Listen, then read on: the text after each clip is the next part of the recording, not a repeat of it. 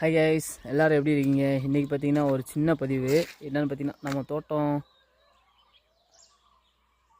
தோட்டம் தெரியுதுன்னு பார்க்குறேன். அதான் தெரியுது பாருங்கள், அந்த பச்சை கலர் வலை கட்டிருக்கு பார்த்தீங்களா, அதாங்க நம்ம தோட்டம். அவர் தோட்டம். இன்றைக்கி என்ன பதிவுன்னு பார்த்தீங்கன்னா, இப்போ பார்த்தீங்கன்னா ரோட்டில் வந்து மெயின் ரோட்டில் நடந்து போயிட்டுருக்கேன். 2 வீலர் தம்பி எடுத்துகிட்டு போயிட்டான் பைக்கை, அதனால் நடந்து போயிட்டுருக்கோம். இப்போ ஹையஸ்ட் ரேட்டில் போயிட்டுருக்கிறது என்னென்னு பார்த்தீங்கன்னா கோல்டு. பார்த்திங்கன்னா ஒரு 400 ரூபா குறையுது கோல்டுக்கு. மறுநாளே பார்த்திங்கன்னா 1000 1500ன்னு சொல்லி ரேட்டு எகிரிக்கிட்டே தான் போகுது. எப்படியும் கோல்டு ரேட் வந்து 1 லேக்லேருந்து கம்மியாகிறதுக்கு சான்ஸே இல்லை. 1,10,000லேருந்து கம்மியாகுது. இப்போ பார்த்திங்கன்னா 1,70,000 போயிட்டுருக்குன்னு நினைக்கிறேன். அதனால் நீங்கள் எவ்வளோ கோல்டு எங்கெங்கே வச்சுருக்கீங்களோ தயவு செய்து அதெல்லாம் சேவ் பண்ணி வச்சுக்கோங்க.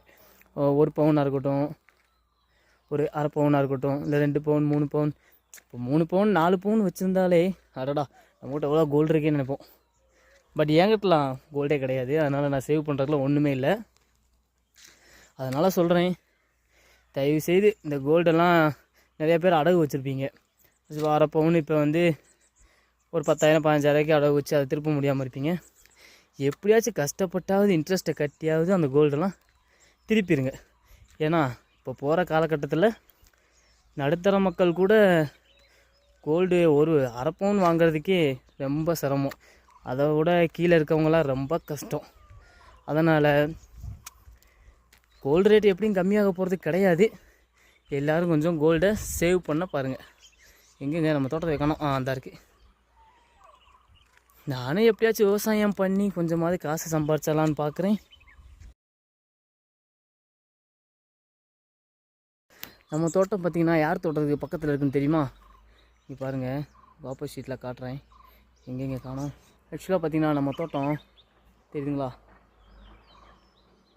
இந்த பக்கம் மண் வீடு இருக்குது தெரியுதா, அது வந்து யாரோட தோட்டம் தெரியுமா? குக் வித் கோமாளியில் விவசாயத்தை பற்றி நல்லா கலக்கின ஒரே ஆள் நந்தகுமார், அவரோட தோட்டம் தான் அது. அவர் தோட்டத்துக்கு பக்கத்து தோட்டம் தான் நம்ம தோட்டம். அவர் தோட்டத்தில் இப்போ பார்த்திங்கன்னா வெள்ளைப்பூடு போட்டிருக்காருன்னு நினைக்கிறேன்.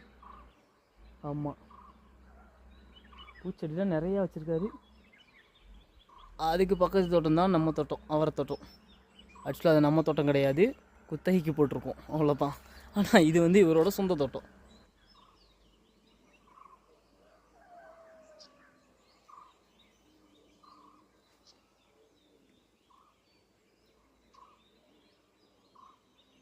மறக்காம நம்ம channel micro food life style subscribe பண்ணி வச்சுக்கோங்க. உங்களுக்கு ரொம்ப யூஸ்ஃபுல்லா இருக்கும்.